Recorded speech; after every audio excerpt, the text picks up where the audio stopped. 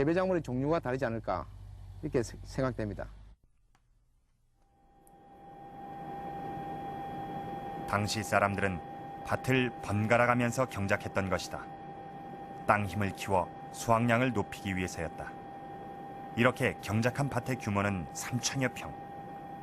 이 넓은 땅에 보리와 수수를 경작했다면 이미 상당량의 곡물을 수확했을 것이다. 그리고 이런 부위의 축적은 사회의 변화를 가져오는 중요한 계기였다. 농경이 이루어지면은 생산의 가다가 생길 수가 있고 그 생산의 가다는 곧 빈부의 격차를 생겨서 계급이 사회의 계층관계가 이루어질 수 있습니다. 그렇기 때문에 이 사회의 계층관계는 한 지역에 있어서의 주민 간에도 계급이 신분의 차이가 있는가 하면은 경작지를 확보하지 못한 다른 지역 사람들이 좋은 경작지를 가진 곳을 탐내게 되고 그 과정에서 상호 또 전쟁이라는 요소를 발발할 수 있는 것이 됩니다.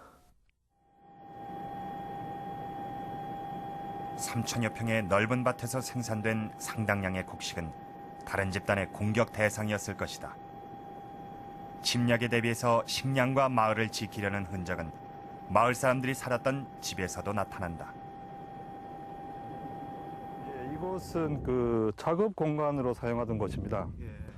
그래서 이 작업 공간 내에서는 저렇게 큰 지석들이 중간에 이렇게 펼쳐져 있고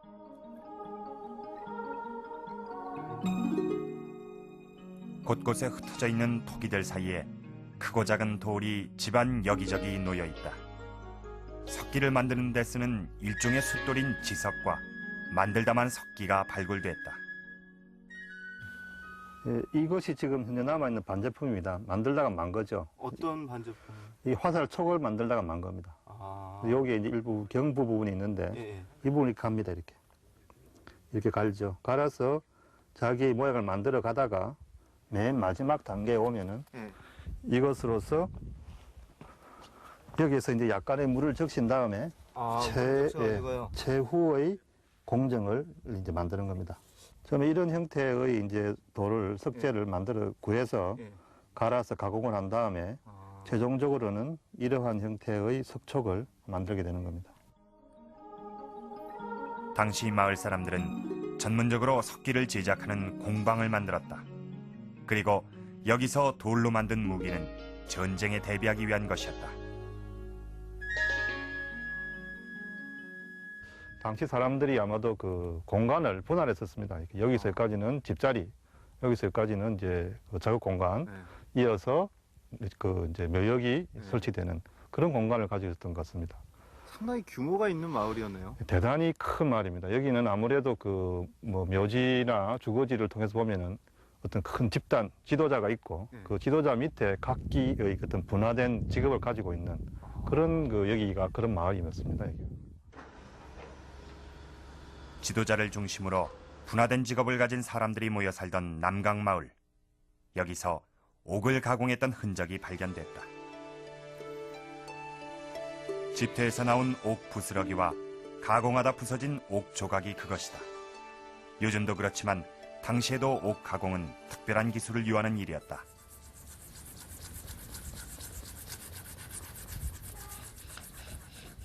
옥은 농기구나 무기 같은 필수품이 아니라 장식품이다. 게다가 옥 원석을 가공해서 옥 하나에 구멍을 뚫는 데 한나절이 걸릴 만큼 옥 가공은 고도의 기술과 시간을 요한다.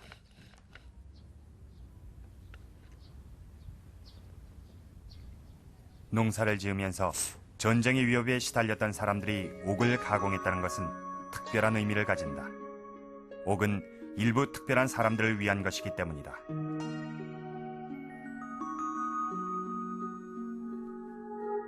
정동시대의 분모유적에서 나타나는 옥은 그 피장자의 그 신분, 사회계층 관계를 규명할 수 있는 중요한 자료 중의 하나라고 생각합니다. 따라서 옥을 치장한 사람, 이런 피장자의 경우에는 당시 정동기 시대에 있어서 상당한 위치에 있는 신분자라고 이렇게 생각이 됩니다. 남강마을의 배치는 그들 나름의 도시계획이 적용된 것으로 보인다. 한쪽에선 옥 제작소, 그리고 다른 한쪽에선 일반 토기를 만들었다. 무기류 등 석기를 만들던 석기 제작소도 따로 있었다.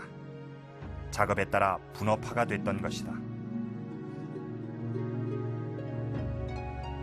이것은 마을 중앙에 자리 잡은 지배층에 의해 만들어진 질서였다. 가족이나 혈연 중심의 사회 구조가 계층 중심의 사회로 옮겨간 것도 이 무렵의 일로 추정된다.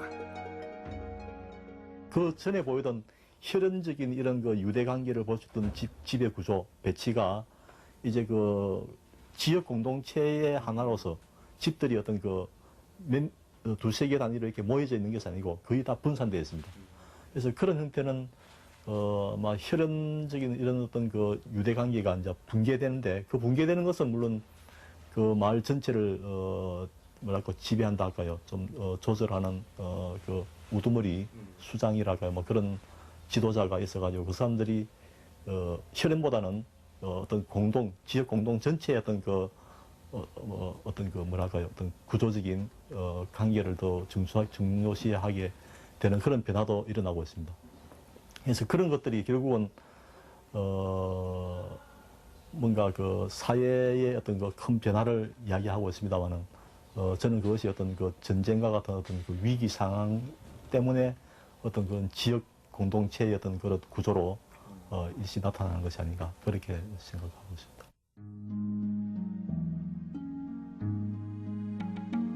환호와 목채간에 살던 사람들. 그들은 지배층의 통솔력 아래 있었고 환호와 목책도 이런 마을의 질서 속에서 만들어졌을 것이다. 당시 남강가에 살던 일반인의 집은 어떤 모습이었을까?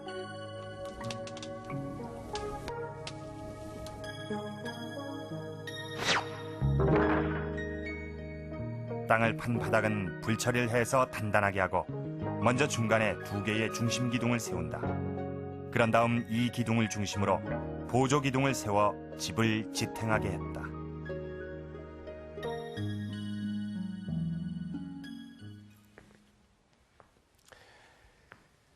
자, 이 집은 발굴 조사 결과를 토대로 2500년 전 남강가에 살던 사람들의 집을 가상 복원한 것입니다. 강가였으니까 이렇게 인근에서 쉽게 구할 수 있는 갈대로 지붕을 이었던 것으로 추정할 수가 있습니다. 집 안으로 들어가 보도록 하겠습니다.